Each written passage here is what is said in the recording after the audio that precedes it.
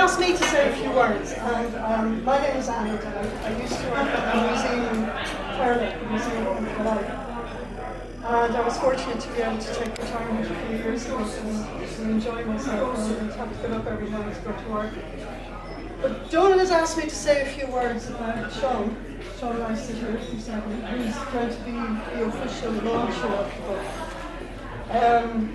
People will know that Sean used to work, and he's just told me that he has had the fortune to be able to retire early retirement. Of course, he's now at GMIT.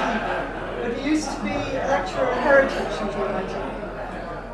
But more than that, and of course very pertinent to this evening, he's a poet. And a poet of some huge renown. He won his first award in an under-18 competition, if you remember.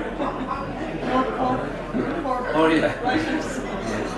In 1975, and then more recently in 2007, he won a very prestigious prize, the O Prize, an American-based literary prize for Irish poetry, I believe, in 2007. And that's a big one. That's a big one. So we have a very important poet beside us. I first met Sean on Clare Island, I should say, not the Iron Islands, on Clare Island, when Donal had inveigled or invited, I'm not too sure, both of us, to help him out at a heritage weekend that he was running. And I remember having a conversation with Sean on the way home on the boat, because neither of us is from there originally. I'm from Dublin, you're from Limerick.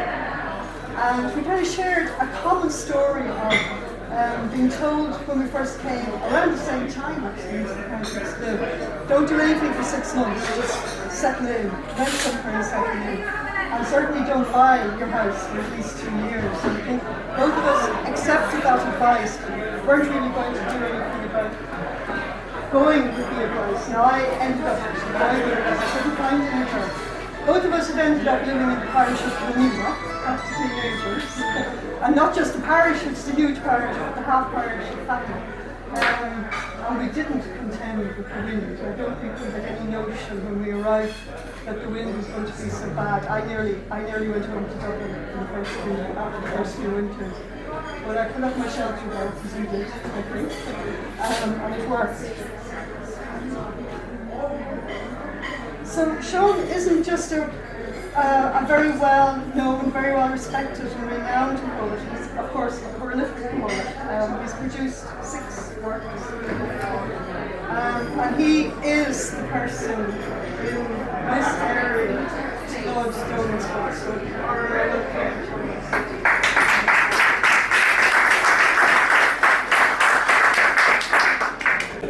there in the foyer of the Wyatt Hotel, there is a large square piece of furniture that invites you, if not to sit, actually even to lie down, if that takes your fancy. So, after the agitation and industry of a man's earlier life, he is entitled to sit back or even lie down and look at life's foibles. Now, the poems gathered together in this publication are diverse. There are tributes to islanders, especially from the Clare Island years. There are reminiscences over his youth in Kerry, accounts of football matches in island competitions, and poems of political satire directed at the excesses of our times. There are also accounts of sporting adventures, such as the boxing career of Cassius Clay and Ireland's soccer team in international competitions. And not only do we have Bruce Springsteen to compete with this evening, but also I gather Ireland are playing a friendly. And you can add to that a commemorative event for 30 years of, is it Knockair Port? Right, so you appreciate, we really do appreciate that you've made it here this evening, given all of these other alternatives. So all in all, coming back to the poems, most of them are public poems, as befits someone whose life has been an active one in local development, business, politics and sport.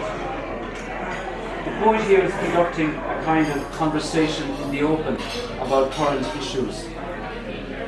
This is not typical of poetry in our day. Poetry tends to occupy a personal, private space. But here instead we are in the thoroughfare of news, where politicians, sportsmen and media people move around in the limelight. It takes courage to raise a rhyming voice in the middle of all this commotion. But the poems here are not afraid to do this, and they affirm that poetry can confront the issues affecting national life. I'm thinking of pieces such as the Eurozone War, Ireland as the 51st state, the Great Crash of '09. Through these and other political pieces, Donal relies on a solid form, which he delivers with confidence. This reliance on rhyme and a 3 or 4 stress meter gives a security to the language. He never veers off into obscenity or anger, but he relies on the steady build-up of the language to do the work. And I just read a few lines to illustrate what I mean. This is from the opening of the Great Crash of '09. There was a boom for nigh on 20 years that in Ireland was quite unprecedented, whereby the financial institutions shored out cash and the speculators and the builders duly spent it, building office blocks, shopping centres and hotels to beat the band, with no proper research or surveys to hand, and houses for immigrants to create a building boom while the tent at the races were singing their tune. If you wanted a mortgage of 100% plus, the banks and building societies were ready to rush and facilitate you with the greatest of pleasure, with your furniture too and an SUV for good measure. I think that this public idiom, poetry commenting, conversing on public life, is something that links this work to a peculiarly Munster tradition, the truculent voices of O Brother and O Rattler. And this political tradition has been recast by Michael Hartnett in an English idiom through his work as a translator. This rousing spirit is here in poems such as The Anglo-Irish Prank and Kick the Can Down the Road. And just to quote from the Anglo-Irish Prank, just a brief glimpse of what's going on here, just on the eve of the crash. Asked where he got 7 billion, the answer he gave was a farce, as he told his fellow manager, "I pulled it out of my arse," to the tune of Deutschland, Deutschland. Drum set up the prank so that they could be laughing all the way to the bank. Now, there are other poems here, poems of a different tone, if you like, and they establish a kind of humanity. There is loyalty to friends and family, recognition of the work of others, and there are also poems here of gentle reminiscence of childhood, in 2 poems in particular referring to his native place, All Cuireadh and Ballinprior. And I think there's something at the end of Ballinprior that reminds me of Patrick Kavanagh's work, Like a Christmas Childhood. Closing lines here. He says, "At Nan's house, there is always a welcome with griddled bread and tea. I remember nights behoning there, just my dad and me."